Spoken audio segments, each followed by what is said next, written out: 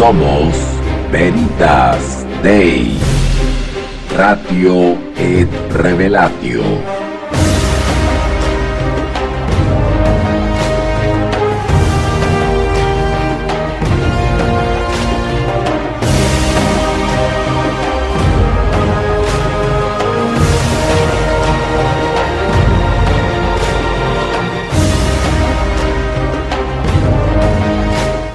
Hola, ¿qué tal, profesor Mauricio? ¿Cómo está usted? Tanto tiempo no lo veía. ¿Cómo le ha ido?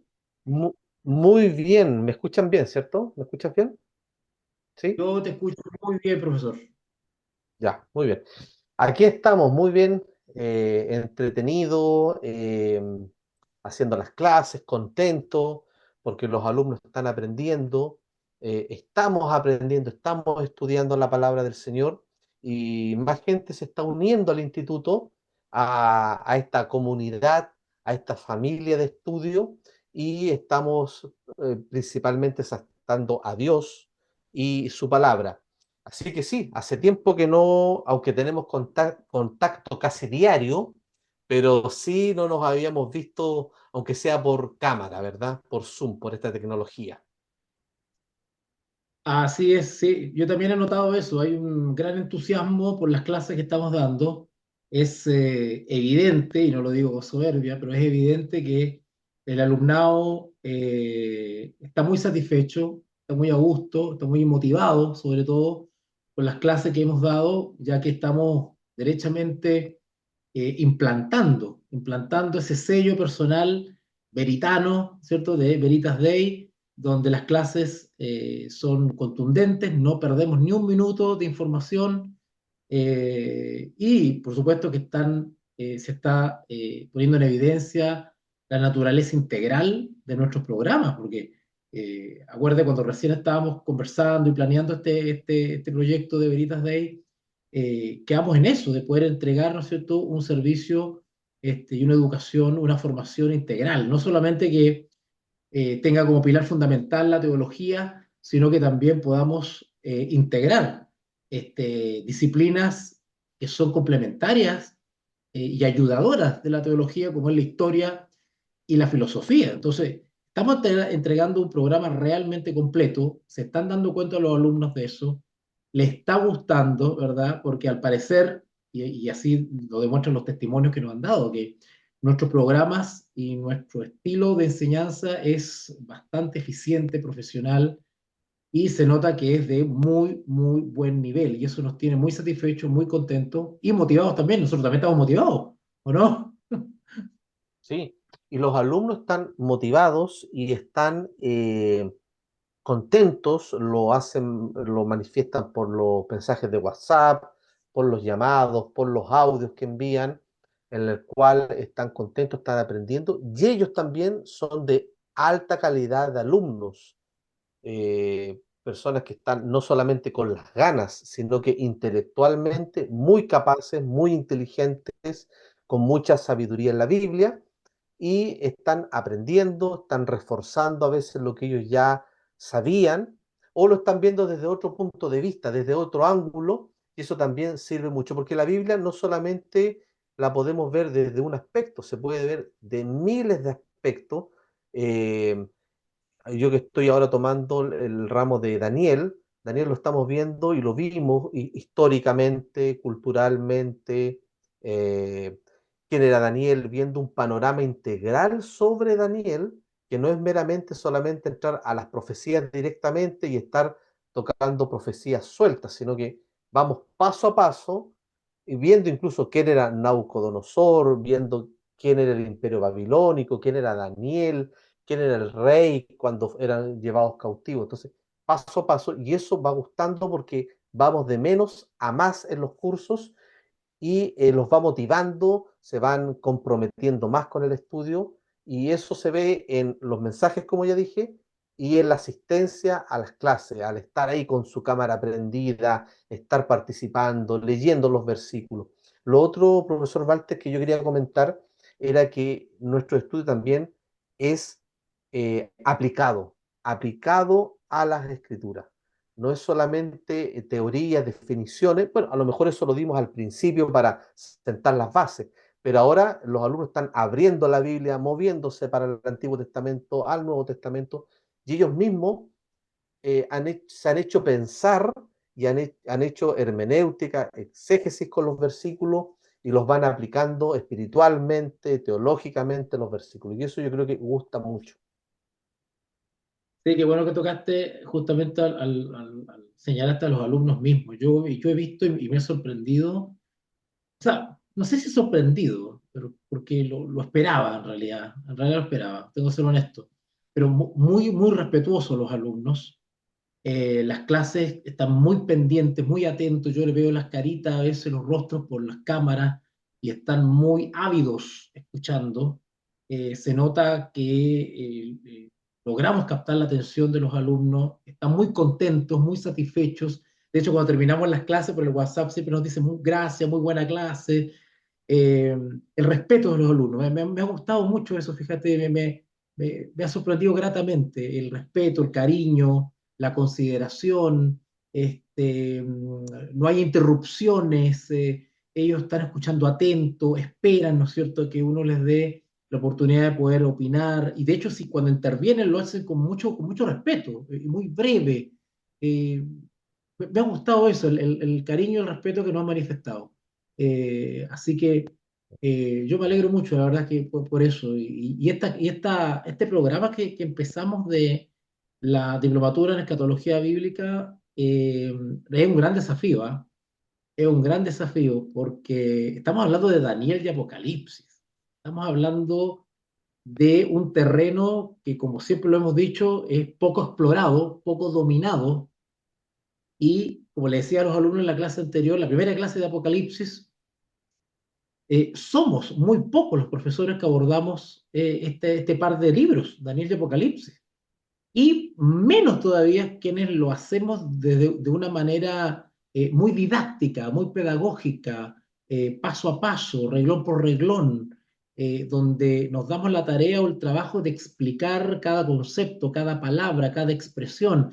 No solamente abordamos el contexto del texto, sino que también le damos una explicación, un hilo conductor, porque Daniel y Apocalipsis son dos hermanitos que se unen, que se juntan, que unen cables.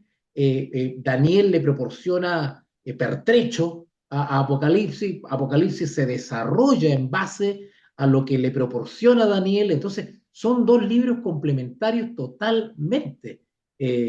Así que no me cabe la menor duda que los alumnos, bueno, no me cabe la menor duda que vamos a entregar todo lo que tenemos para poder beneficiar al alumnado, pero tampoco no me cabe la menor duda que los alumnos se van a ver tremendamente edificados con estas clases. Y como tú señalabas en un video de promoción, la idea es que cada alumno, que esto sea un puntapié inicial, que esta diplomatura sea un puntapié inicial para que ellos puedan constituirse más tarde en instructores de escatología y especialistas en Daniel y Apocalipsis, que es el objetivo nuestro, por lo menos. Sí, yo se los dije hoy día en la clase de Daniela, la segunda clase, que la idea es que eso, ellos sean instructores, profesores, maestros en su comunidad religiosa, en su familia, en su iglesia, en su escuela bíblica, ellos queden preparados, porque bien como tú dices, profesor, Daniel y Apocalipsis son dos selvas vírgenes, dos terrenos vírgenes que muy pocos exploradores han entrado ahí y los que han entrado, algunos salen sin vida, se los ha comido la selva, porque Así es. van solamente algunos pasajes, algunos capítulos a los que así se llaman más fáciles, entre comillas, más sencillos, los más explicados, pero no entran a todos los versículos. Nosotros a todos los capítulos y a todas las profecías. Y nosotros vamos a entrar a todos los capítulos, a todas las profecías, a todos los versículos y vamos a tratar, por ejemplo, Daniel 11 es una profecía muy poco predicada, muy poco enseñada. Vamos a entrar sin miedo, dando una interpretación. Lo mismo en Apocalipsis, hay capítulos que prácticamente no se toman en cuenta en cursos, en instrucciones en otros lugares, y nosotros acá entramos en todo. Y para preparar al alumno, para que sea un buen escatólogo, como les dije hoy día, hay que entrar desde el primer versículo hasta el último versículo y siempre no olvidando por qué Daniel de Apocalipsis, porque los dos son los puntales en la Biblia de la profecía. Sin pensar, también les dije hoy día, sin pensar que Daniel es un libro que está totalmente actual, no es un libro de historia, no es algo que le pasó al pueblo judío y ahí quedó la historia, no es un libro histórico, es un libro histórico y además profético que está en los años, cada año que pasa, se pone más moderno el libro, más actual el libro de Daniel. ¿Para qué decir Apocalipsis? Así que yo veo que los alumnos están contentos y veo también, profesor, que este coloquio, aunque habían pasado muchos días y no lo habíamos hecho, ¿cierto? Es un regalo para ellos también, porque sé que te llegaron unos mensajes, profesor, ahí, de que cuando íbamos a hacer el coloquio, que les había gustado mucho. Y este coloquio también es pensado en ellos, en profundizar a lo mejor otra materia o otro lugar de la Biblia, ir comentándolo. Sí, es importante también que podamos tener estas instancias como profesores de Veritas Day, no solamente para eh, eh, compartir experiencias o anécdotas o historias, sino que también podamos hacer un breve análisis bíblico, como el que hemos venido haciendo hasta ahora. Acuérdate que hemos estado analizando profecías también, solo que son Así profecías que no las es. encontramos directamente en Apocalipsis y en Daniel, sino que son profecías, otras profecías que están desparramadas en toda la Biblia. Y uno de esos capítulos fundamentales también de la profecía que hemos estado analizando en los coloquios veritanos es Mateo capítulo 24. Y ya hemos leído ya o analizado, reflexionado ambos, desde el versículo 1 hasta por lo menos el 8 yo creo, ya no me acuerdo mucho, pero creo que hasta el 8 hemos meditado, hemos conversado. ¿Y qué te parece si analizamos un par de textos más para avanzar en este Mateo 24, el sermón del monte, el sermón profético del Señor Jesús, donde él habla efectivamente sobre la tribulación, la prueba, la angustia, sobre la iglesia? ¿Qué te parece Es, si es, conversamos un poquito? sí, es interesante Mateo 24 porque lo podríamos llamar el Apocalipsis y el Daniel en pequeño, en chico, ¿verdad? Yo creo que el Señor Jesús lo que hizo en este sermón es resumir Daniel y Apocalipsis, y lo hizo de forma magistral, porque todo lo que está ahí, resumidamente, ¿cierto? Es como una conclusión, un resumen, ¿cierto? Un compendio de Daniel y Así, Apocalipsis, ¿cierto? Sí. sí, sin duda, Y el verso sin duda. 8 y el verso 8 dice, y todo esto será principio de dolor, o sea, todo lo que está eh, al versículo 8 son dolores y son principios de dolores. O sea, cuando esas cosas estén aconteciendo en el mundo, no es que toda la tribulación ya está ocurriendo, sino que, ¿cómo lo dice? Principio de dolores. Es como en el almuerzo, es una entrada nomás. Ah, todavía no viene el plato fuerte de la cena, ¿cierto? Del almuerzo. Es solamente la entrada. El aperitivo. Es el aperitivo. Y ya vemos, profesor, que en el aperitivo es fuerte lo que presenta el Señor Jesús. Entonces, es una gran responsabilidad en el cristiano en poder, por su salvación, estar en pie en medio de esa tribulación que es principio, porque lo que viene después es peor, es más fuerte de lo primero. Entonces, si el cristiano no estudia, no analiza, no va a poder mantenerse en pie, es la base. Ahora, yo no quiero decir que la salvación es por estudio. No, la salvación la proporciona un hombre y ese hombre es Jesús. Pero tenemos que estudiar lo que Jesús dijo. Pero yo siempre digo, profesor Walter, las profecías bíblicas son el mapa para llegar ¿dónde? Bueno, antiguamente ya casi los mapas no se usa el GPS, ¿verdad? Pero antiguamente era el mapa, la persona miraba, yo recuerdo a mi papá cuando íbamos en un auto, miraba él el mapa y decía tantos kilómetros y hay dos servicentros del punto A al punto B y hay que doblar a tantos kilómetros. veían los mapas, los viejos, ¿cierto? Veían el mapa. Ahora es el GPS. La profecía es el GPS que nos indica dónde estamos y hacia dónde vamos. Entonces, si yo no estudio la profecía, yo no sé lo que viene. Si viene un puente, hay que doblar a la derecha, hay que seguir derecho. Si viene un servicentro, bueno, la profecía me va indicando todo eso, las señaléticas del camino y por dónde yo tengo que conducirme, qué ruta tengo que tomar para llegar ¿dónde? A la Canaán celestial. Esa es la finalidad. La finalidad no es asustarnos, ni decirnos, oye, mira lo que viene, voy a estar asustado, nervioso, con depresión, con estrés. No, es para que de antemano yo me prepare para este caminar, este viaje. Tú hablaste de caminar, eso es importante porque las profecías bíblicas en realidad no tienen un efecto salvífico, o sea, las profecías no salvan, las profecías no justifican por la fe, las profecías no santifican, las profecías no proveen de la gracia, las profecías no tienen propiedades salvíficas, las profecías tienen las propiedades informativas, es un mapa de ruta, es un rutero, es un derrotero, es un reloj, es una, qué sé yo, un GPS, no sé, pero las profecías nos ubican, nos sitúan. Es más, yo te voy a decir una cosa, el propósito de la profecía es incluso consolarnos, porque con anticipación se nos está diciendo justamente las pruebas, las situaciones con las cuales tenemos que enfrentarlas. Pero estas profecías y estos hechos, estos actos que la iglesia a lo largo de la historia tendrá que ser testigo, unas más graves que otras, unas más importantes que otras, pero todas estas señales descritas en Mateo 24 o en Daniel y en Apocalipsis, todas, como tú decías, hay que mantenerse en pie.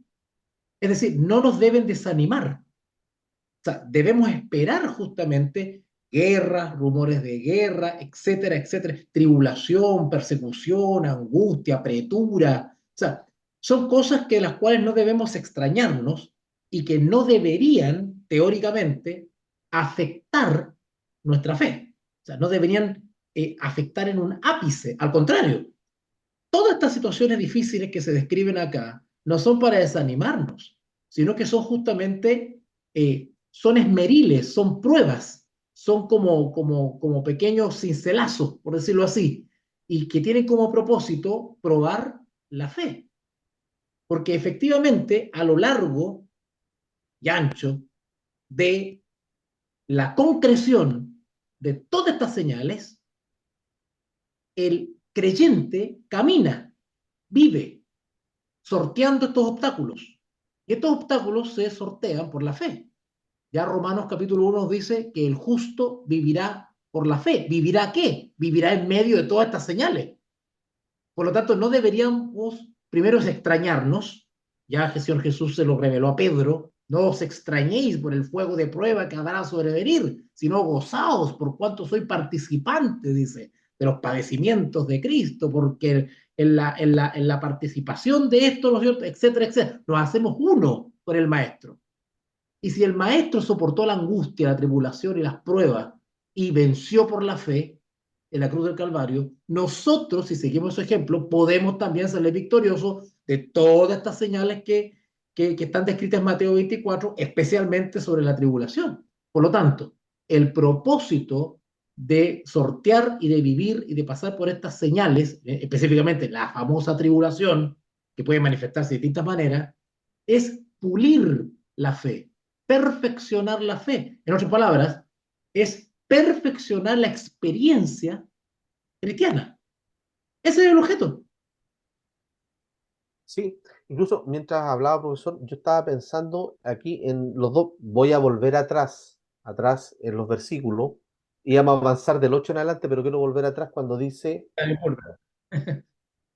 dice el 6 y oiréis de guerra y rumores de guerra. Mirad que no os turbéis. Ahí en esa frase Jesús está resumiendo. O sea, tienes que estar en pie, tienes que estar con fe, no te turbes, no te pongas nervioso, no te estreses, no caigas en depresión, no te desmayes, porque yo te lo estoy diciendo con anticipación. Ahora, los problemas que tienes en tu vida personal son un entrenamiento, es como el soldado que se entrena para la guerra. A lo mejor la guerra nunca va a llegar, pero sí tú tienes que estar entrenado. Bueno, acá la guerra sí va a llegar. La tribulación sí va a llegar, ¿ya? Y lo otro que yo quería resaltar era que nosotros como cristianos tenemos un privilegio. Nosotros, los contemporáneos de ahora, del 2024, pasamos una pandemia. Pocas personas en la historia pueden decir, oye, pasamos una pandemia. Somos sobrevivientes de una pandemia. No de una epidemia, de una pandemia. Eh, Ahora, haya sido provocada, no haya sido provocada, yo no voy a entrar en ese tema, ni en las vacunas, ni en las no vacunas, sino que somos sobrevivientes. Fíjese, profesor, y guardando las proporciones, la historia se divide en antes y después de Cristo, ¿cierto? Pero Así ahora es. nosotros hablamos así. Yo antes de la pandemia hacía esto. Y otras personas responden, mire, después de la pandemia comencé a hacer esto. Tomamos la pandemia como una referencia, como un año cero, ¿cierto?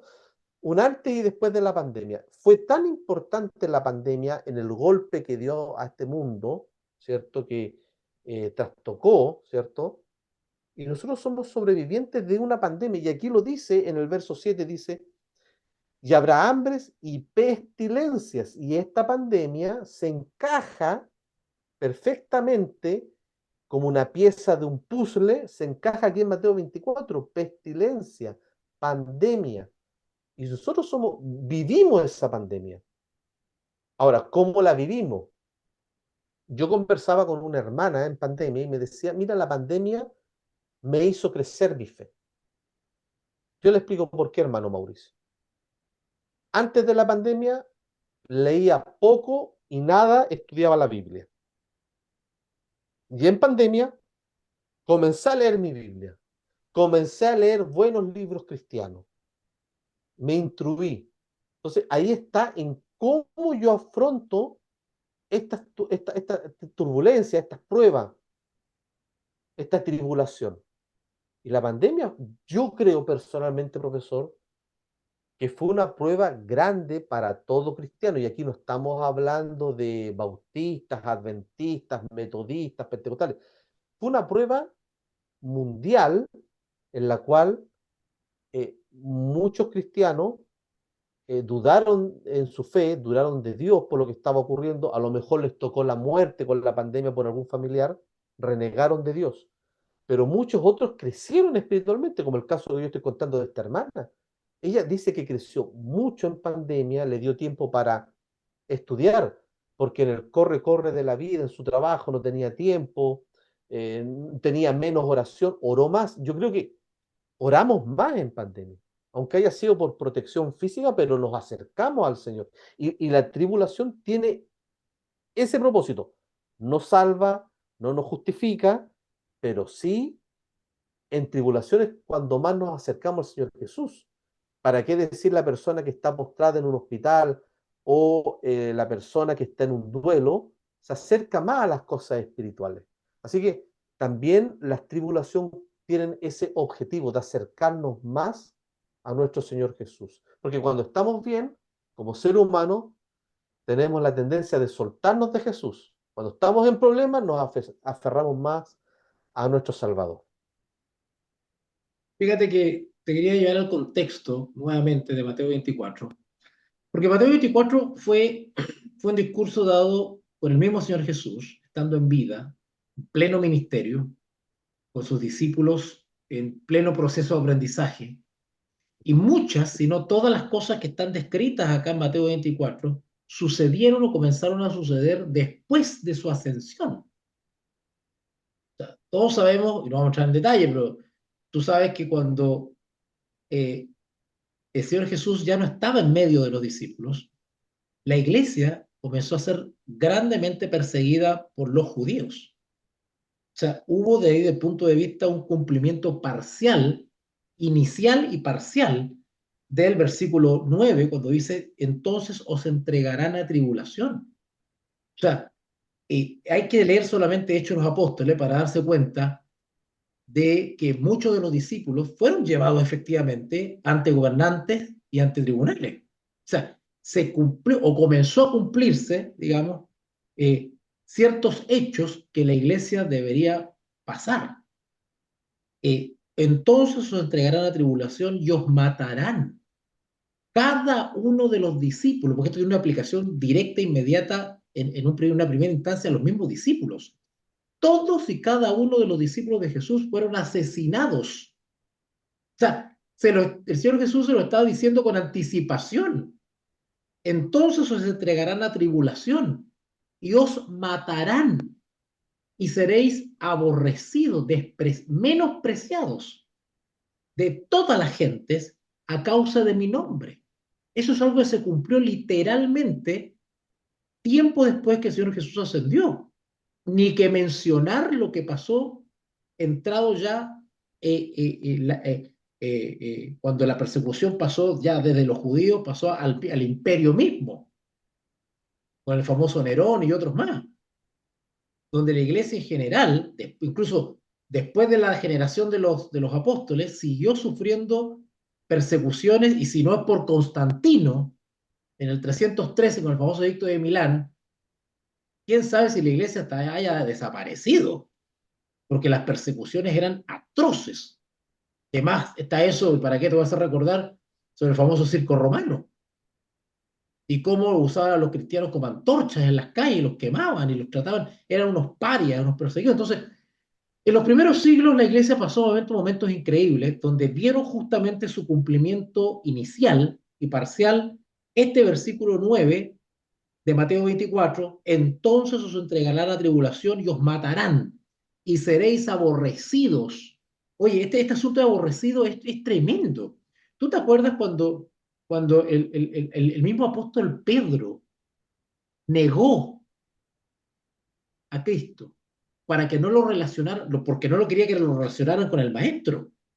Bueno, Así es. tiempo después, ya no estando el maestro, había que ser valiente y tener realmente mucha fe en la vida eterna, ¿verdad? Y en el testimonio de Cristo, para identificarse como creyente o seguidor de Jesús, ¿verdad? O admitir ser seguidor de Jesús sabiendo el prejuicio o el odio social que había contra esta secta cristiana. O sea, había que tener fe, porque el admitir que tú eras parte de esa secta, considerada por los gentiles una secta judaica, ¿no es cierto? Admitir que eras seguidor de Jesucristo sabiendo lo que te podía pasar, que prácticamente era una muerte segura, o por lo menos ibas a ser un menospreciado de la sociedad, y seréis aborrecidos. Aborrecido de una cosa como tener aversión, es como un rechazo social. Y con todo lo que lleva eso, ¿eh? Que no te dan trabajo, que peligra tu sustento, que cuando saben que eres un seguidor del tal Jesús de Nazaret, se te cerraban las puertas. Y de toda la gente por causa de mi nombre, por el solo hecho de identificarse como seguidor de Jesús. Tremendo, el versículo 9. Yo creo que la palabra aborrecido es fuertísima, porque no es que te van a, te tienen mala o envidia, es más fuerte que eso. O sea, aborrecer Rechazo visceral. es claro, te hago desaparecer de este mundo, te voy a matar por lo que tú crees. Oye, de Va hecho, el más versículo allá. 9, disculpa, profesor, de hecho, la versión de Jerusalén, en el versículo 9, Mateo 24, 9, dice, entonces lo dice tribulación, ¿eh? Dice, entonces os entregarán A la tortura. a la tortura. Sí, O sea, ahora, esta palabra tortura, perdona que te quite la palabra, pero que aprovechando que no, se no, me vayan no, los pájaros, por favor. fíjate que, porque la aplicación y la trascendencia que tienen las palabras de Jesús abarcan toda la historia de la iglesia, desde la época que estamos conversando ahora, de los apóstoles, hasta el tiempo del fin, porque la iglesia también pasó por torturas. Acuérdense lo que pasó en la Edad Media con la Inquisición, donde eran literalmente desmembrados por máquinas que los presionaban para que admitiesen, digamos, que eran creyentes, que no creían en la autoridad del Papa, para sacar la información de dónde se reunían los creyentes. Entonces, es muy fuerte. La versión de Jerusalén dice, entonces os entregarán a la tortura y os matarán y seréis odiados. Nota, la versión Reina Valeria dice aborrecido, acá dice odiados de todas las Odiado. naciones. Esto dice todas las naciones, también tuvo un cumplimiento en el tiempo de la Edad Media, porque no hallaban dónde huir los creyentes. Tú mismo fuiste uno de los que dio la conferencia sobre Pedro Baldo y los valdenses, Ujú. donde tuvieron que refugiarse, no podían vivir en las aldeas, en las ciudades, tuvieron que refugiarse en las montañas, en las famosas Así montañas es. del Pico, porque ninguna nación quería tenerlos en su territorio. Eran declarados, se declaraba un interdicto o un edicto donde se les declaraba fuera de la ley. Y cualquiera que pudiese capturarlos, encontrarlos, lo podía matar. Estaba autorizado a matarlo, no era delito. Eran Todo unos rey, parias de la sociedad. Eran unos eran parias de los la padres de la sociedad. sociedad. ¿Qué tenían que hacer? Tenían que refugiarse, tenían que autoexiliarse e irse a vivir Sí. literalmente a las cuevas, como lo hicieron los valdenses.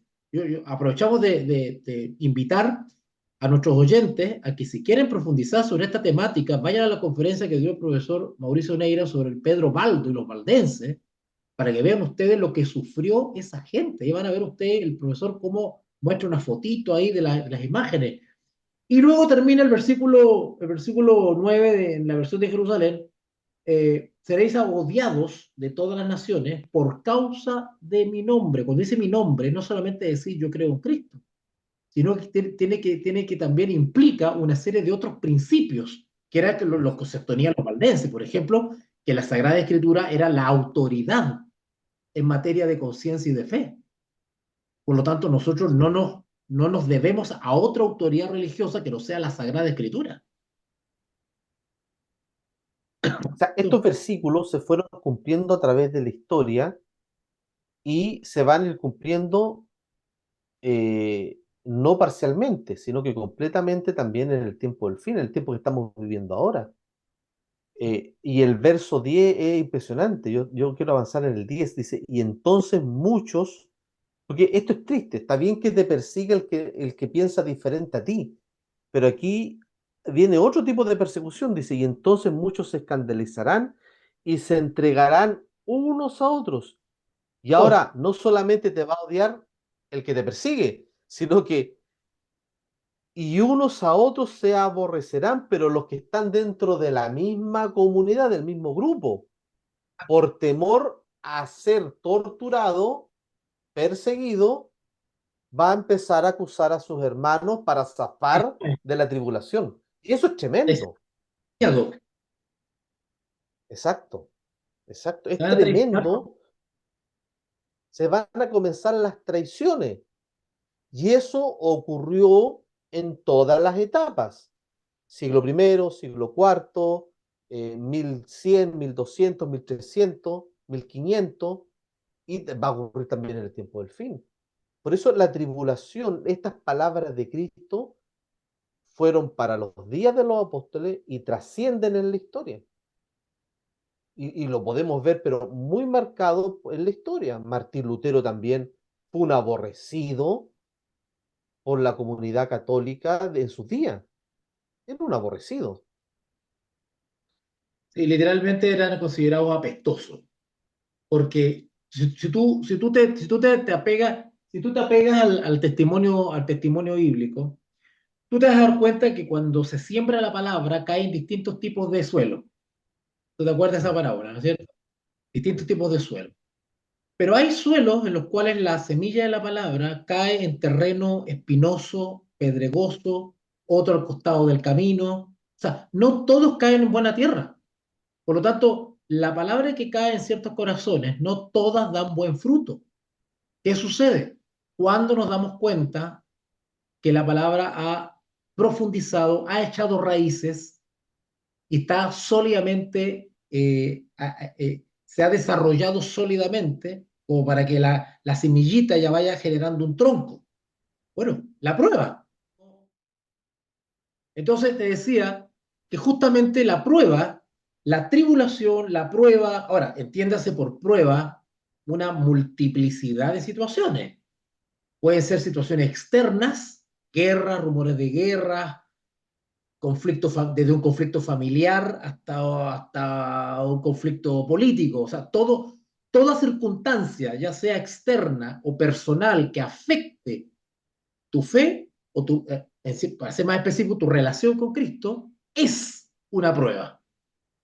¿Vale? Así Ahora, es. todo eso, valga la redundancia, prueba justamente o pone a prueba la madurez, la solidez de tu fe. A ver si la palabra ha generado buenos frutos. Y uno de esos buenos frutos es justamente la fe. La fe es un fruto. Entonces, Sí, entonces justamente la tribulación cumple ese objetivo. Ahora, no todos pasan las pruebas. Acá el texto de la versión de Jerusalén, por ejemplo, dice en el versículo 10, muchos se escandalizarán. Acá el 10 de la Reina Valera, muchos tropezarán o escandalizarán, ¿vale? Es decir, eh, no sortearán la prueba. Cuando aparece el charco, cuando aparece el hoyo, cuando aparece el obstáculo, en vez de saltarlo, caen en la prueba, caen en la trampa, se tropiezan, ¿vale? Se hacen las zancadillas, se tropiezan, ¿vale? Ahora, esas personas que no obtienen la victoria, esas personas que no pasan la prueba, es decir, que no pasan esas circunstancias aferrados de Cristo, como el pámpano o el pámpano, digamos, al tronco, digamos, ¿ah? A la rama. Bueno, ¿qué pasa con esas personas? Le comienza a pasar lo que le pasó a Pedro, cuando le preguntaron, ¿tú eres uno de sus discípulos? Y Pedro no soportó la prueba. ¿Y qué hizo? Quiso desentenderse, porque la presión del medio lo afectó. Él quiso zafar, no quiso enfrentar lo que podía enfrentar si se lo identificaba o él admitía que era discípulo de ese maestro. Lo mismo va a suceder con aquellos que se tropiecen, con aquellos que se escandalicen. ¿Qué sucede? En su afán de desligarse del nombre de Cristo o de tal o cual creyente que no me relacionen, van a incurrir en la traición como, como herramienta para fortalecer el hecho de que no tienen nada que ver. La traición, por eso que acá dice, muchos tropezarán entonces, no soportarán la prueba, y se entregarán unos a otros. La versión de Jerusalén dice, se traicionarán y se odiarán mutuamente. Imagínate, al nivel que se va a y llegar. lo, sí, la presión es externa, la persecución, y también interna, del mismo grupo y fuera del grupo.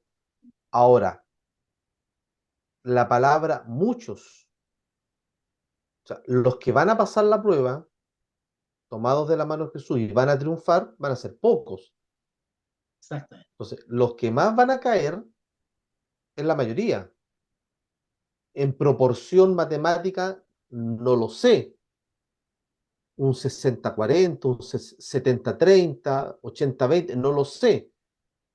Pero la mayoría, o sea, un 50 más uno, va de ahí para arriba, va a sucumbir ante la tribulación. Porque dice, muchos se escandalizarán. O sea, muchos van a traicionar su propia fe, y voy a ocupar una expresión para salvar el pellejo. Sí, Aquí es sálvese quien pueda, ¿verdad? Porque la presión va a ser, pero tremenda. Lo bueno que hizo Pedro es que estuvo en el momento justo para arrepentirse. Bueno, y después vemos que después de esa experiencia no es el mismo. Pedro es un antes y un después de esa experiencia amarga para él, ¿verdad? Am, y si podemos avanzar, el profesor dice el 11, y muchos falsos profetas se levantarán y engañarán a muchos. Y aquí yo le puedo decir que esto es a río revuelto ganancia de pescador. Va a haber una confusión tremenda. una persecución, algunos van a estar totalmente convencidos que en la persecución están haciendo obra de Dios, ¿verdad? Otros por miedo van a estar entregando a sus hermanos para salvarse ellos, salvar su familia, a lo mejor salvar su trabajo, salvar su forma de vida. Y en medio de toda esta tribulación se van a levantar falsos profetas y que van a dar una falsa seguridad en medio de la tribulación. Eh, y eso, ¿para qué vamos a hablar de los falsos profetas? Los falsos profetas vienen acompañando desde que Jesús pisó la tierra y antes de él, y han existido siempre en la historia de la humanidad y en la historia de la iglesia, los falsos profetas. Entonces, eso va a acompañar y va a acompañar hasta el tiempo del fin los falsos profetas. Lo interesante es que a qué personas van a engañar estos falsos profetas. Y la pregunta que viene después, ¿cómo yo no caigo en estos cantos de sirena de los falsos profetas? Bueno, una es estudiando la Biblia. Porque el principio bíblico es que el profeta verdadero no contradice a los anteriores, ¿verdad? No me va a contradecir a los anteriores. Claro, Entonces, tú ¿cómo estás yo sé que no lo para contradice? probar a los falsos profetas. Claro, claro, hay principios, ¿verdad? Hay principios. Pero el estudio es fundamental, profesor Walter. El estudio de la palabra de Dios es fundamental para no caer en los engaños y cantos de sirena de estos profetas que van a surgir, pero como la espuma que se levanta, ¿cierto? En este tiempo. Entonces, algunos van a tratar de mantenerse al margen de esta tribulación, pero van a estar perdidos porque van a estar siguiendo falsos profetas. Bueno, ¿para qué decir, profesor Walter, ahora en YouTube? Cualquiera prende una cámara, cualquiera habla lo que quiera hablar y transmite y tiene cientos de seguidores en los videos que sube a las plataformas de YouTube, de Facebook, qué sé yo, de cuánta plataforma hay, y realmente son falsos profetas, que no están hablando conforme a la escritura. Y las redes sociales, que tienen muchas cosas buenas, de hecho, nos permiten promocionar el mismo instituto, ¿verdad? La tecnología nos permite dar clases a lo mejor a personas que ni siquiera podemos estar físicamente juntos, ¿verdad? Este mismo coloquio se hace a través de las redes sociales y de la tecnología. Pero también las redes sociales y la tecnología ha sido